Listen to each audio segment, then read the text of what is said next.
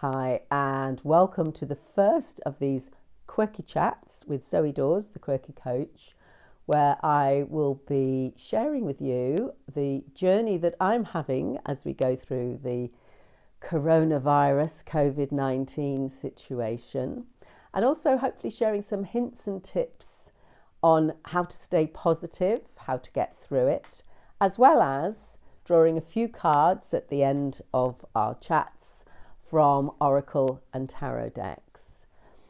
So, are you sitting comfortably? Then I'll begin. So, the reason I'm sitting here self-isolating is that a week ago on Sunday I ended up in A&E.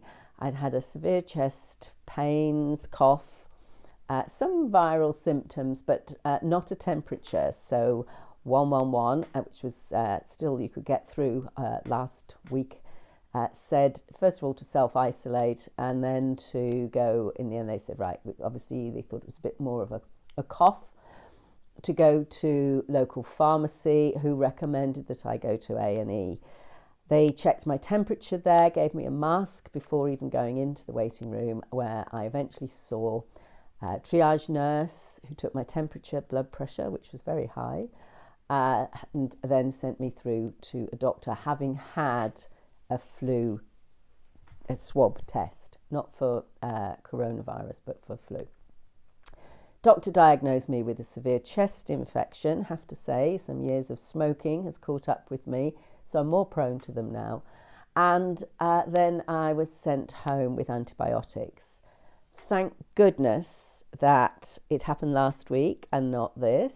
I've been able to take the antibiotics. As you can hear, I'm a lot better. I was very, very poorly. But it meant that for a week, basically, I was at home. I live on my own, and I had to rely on friends and family to rally round and help. But it gave me a taste of what some people are going through. More frighteningly, to be absolutely honest, it gave me an idea of what it could be like to get a severe version of COVID-19 because of that chest breathing problems. And as a result, I've cancelled all my face-to-face work, bar one or two clients that I shall still be seeing at a sort of slight distance, not because I'm infectious, but because of minimising the chances of my getting it.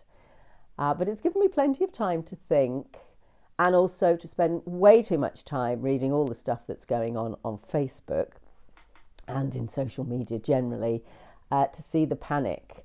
And of course, toilet rolls seems to be a very big thing. Embarrassingly, I actually ran out of them on the day that I had to go to A&E, and somewhat sheepishly went to the spa opposite, where they had plenty of loo rolls and antibacterial hand wash. So I was able to get those and then take to my bed. An interesting thing I read on the internet was about why are we hoarding all these loo rolls, plus various other things. It's not like it's a dysentery outbreak, and unless you're planning to blow your nose a lot with the loo roll, then it wasn't quite as logical as might be. And apparently it can relate to way back in a more primitive time, you know, when we used to live in caves, or when we were in fortress being attacked, that if we knew we were in for a siege or we were being attacked, we would of course go into siege mentality and stock up on whatever necessities were needed, because we never knew how long we'd be stuck. So, well, we don't know how long we're going to be stuck with this, do we? So I can understand in some ways people doing that. They said these are the things that we can control, because we can't control certain other aspects of our lives. So anyway, yeah, as I say, this is more of just a sort of rambling, but what it did get me to think about was we are obviously, as you can tell, I still have a bit of a cough, but we're obviously going through serious times. I'm just going to move this across because, there we go, so that you can see my lovely tulips, not from Amsterdam, from Aldi, and my little Buddha.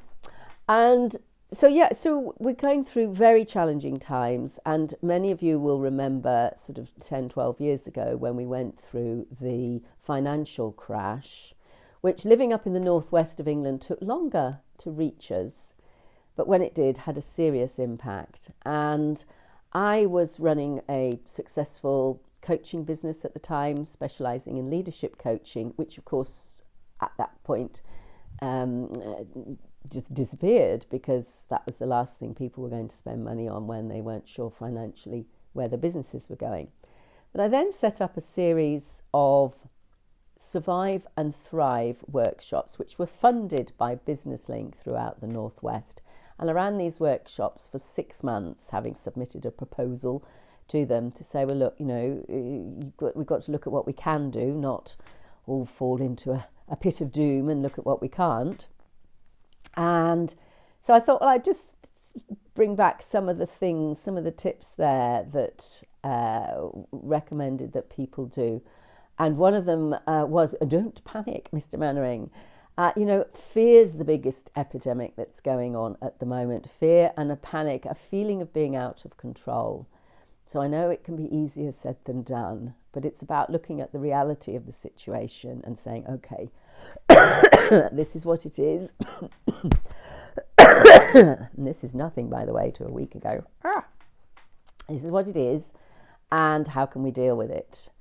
So obviously, if you are in a high-risk category, if you're 60 or over, which I certainly am, if you've got a history of either, you know, medical problems, chest problems, etc., you're going to be far more aware and taking care of yourself than perhaps somebody who is like my son in his early 20s and relatively fit and healthy, but working in London, so got to be careful of the contagion side of things. But also, it's going to have a huge impact on many of us in much, much longer. Obviously, holidays. John, a friend, is Alex's dad. He's had to cancel his holiday next week to Spain, and much as he would love to be escaping to the warmer, sunnier climes of Spain, he's going to be staying at home. And it's just going to have a knock-on effect, a big knock-on effect. So it's about being practical and realistic and looking at what is your current situation. And I'm not talking just about what you can stock up on, but what's your work situation? And when you look at the practical things and you start to say, well, okay, what can I do to help things? Then you start to get into control, back into control. You start to go into the more of the at least surviving and then moving into the thriving. So a big thing I would say is to please try not to panic, try not to let fear overwhelm, but do go into practical mode and have a look at the situation as it is, not how you'd like it to be, but as it is at this moment. Another very good piece of advice is to make sure that you do keep in touch with people, especially if you live on your own or you are slightly more isolated. Do use social media, do use whatever you can in whatever way to keep in touch with people, because isolation and depression and all of that can kick in. I did find last week, or earlier this week rather, after 2 or 3 days of not seeing anybody and feeling very sorry for myself, because I couldn't really speak. Every time I spoke, I was going into a massive coughing fit. And then, you know, knowing it wasn't COVID, but also thinking, oh my God, what if I get it? And then what will this happen? And what? But actually then just a quick phone call to a friend took me out of it. Very quickly we were laughing and we were feeling better.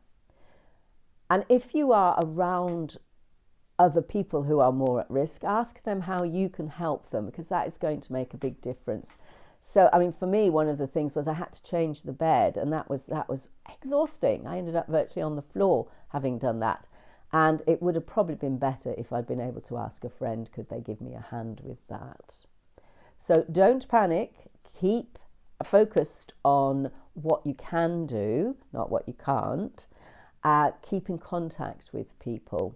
And then you want to be looking at, okay, what are the positives from this? What are the things that I can start to make happen and look at, and where am I going to go from this?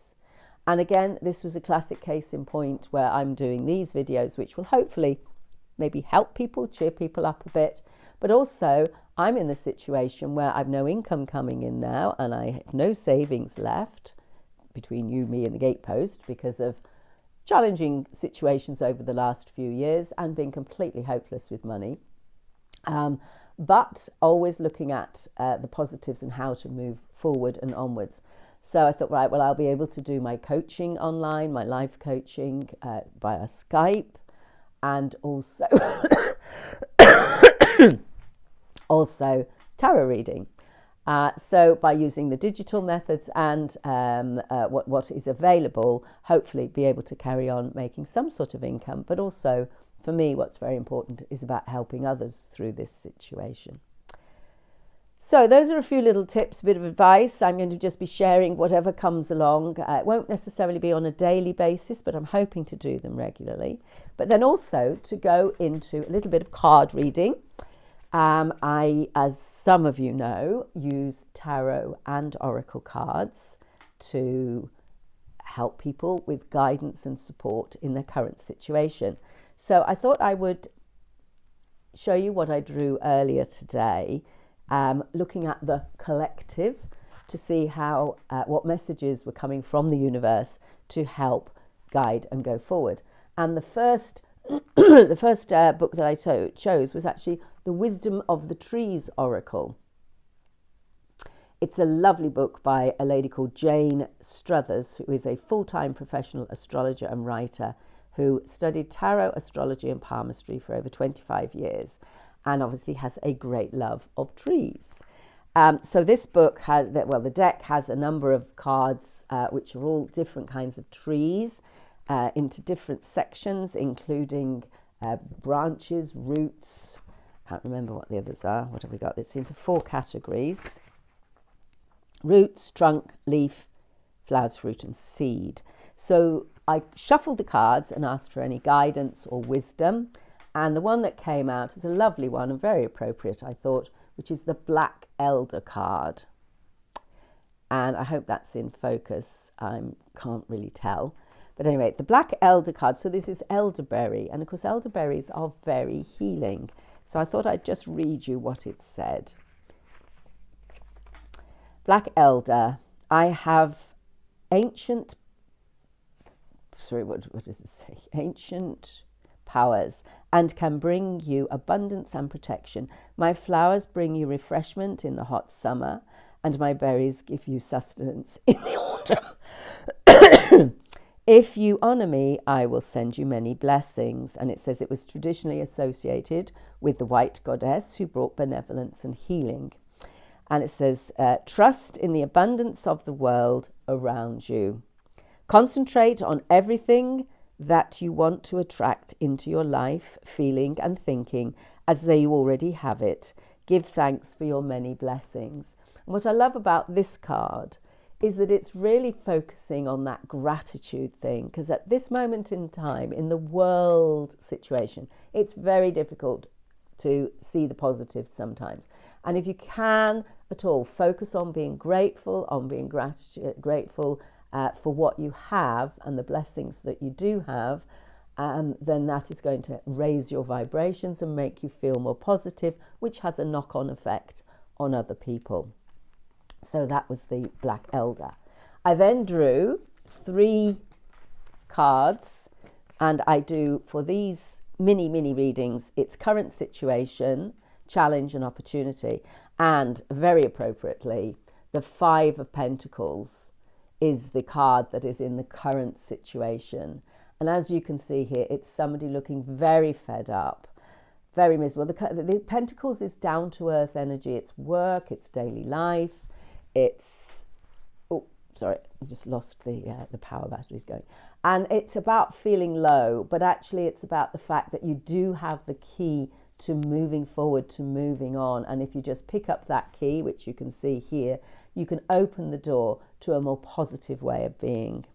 And the second one, again, it's like, well, yes, we're still trapped. We're stuck with the 2 of Wands. This is from the Light Seers deck, by the way. The 2 of Wands is about looking outside and beyond and seeing what's there and what can you focus on, even if you are feeling a little bit trapped. And we all know at this moment in time that actually World travel is not really on the agenda very much. Armchair travel is, but it's about looking on the positives. But the challenge is to help to make you look at that positive, to see that there is a world outside, that you might be stuck inside for the moment, but make the most of it whilst you can, and look at ways that you can make it more positive. And the wands is a sign of creativity and passion. So what would you like to do that could make you more creative and feel passionate about? And then finally, the opportunity is another wands, and this is the Six of Wands, which is abundance and success. And this is about, if you focus on the things that will bring you a passion, can make you feel creative, get more energy into that side of things, then you are going to be successful. So again, if you look sort of, yes, recognize that you are trapped for the moment, possibly, but that you do have choices, you do have options, and that if you can look outwards and up and beyond, you are going to find some ways to become more successful. The final card which I got was from the Quantum Oracle, and that I thought was very appropriate because this one is called conflict, and we are certainly, all of us, facing conflict at the moment in one way, shape or form. And this is about being at stormy seas and about accepting the situation again as it is. These are stormy waters. This is not an easy time for us. So when I looked at that, I'm just going to read you a little bit about what it says here. It says, is there a difficult situation going on in your daily life? Well, there certainly are for a lot of us. Perhaps your workload has increased to stressful levels, or perhaps it's just disappeared for the moment. Perhaps a family member is ill or acting out. You're lost at sea in the middle of a storm and you can't control it. And high emotions are tossing you around. You may have to step outside the maelstrom to gain tranquility into your life. So this could be metaphorically. This could be, if you're feeling very stressed, about taking those steps to go for a walk. I did that yesterday, Leighton Moss Bird RSPB Centre, and it was a sunny day, and it was the first time I'd been out for a week, and it was so good to go out and get fresh air, which also kills this virus, kills the chest infections, helps to do that. Some of the unrest could be within yourself. Are you making a situation worse through an attitude of fear and powerlessness? I thought this was so appropriate. You must stand in your power and take steps to create a calmer approach. Express what you need to express and vent your feelings, possibly in a journal or writing or in some way. Make decisions that honour you and consciously create some joy in your life each day. The storm will pass and you will be floating on peaceful seas again. It's just it might not be for a little while. So I hope you've enjoyed this quirky chat with the Quirky Coach. If you'd like a coaching session or a tarot reading, please get in touch with me via zoedawes.com or on social media. And I wish you health and happiness and as much abundance, peace and tranquility as is possible in these turbulent times. See you next time.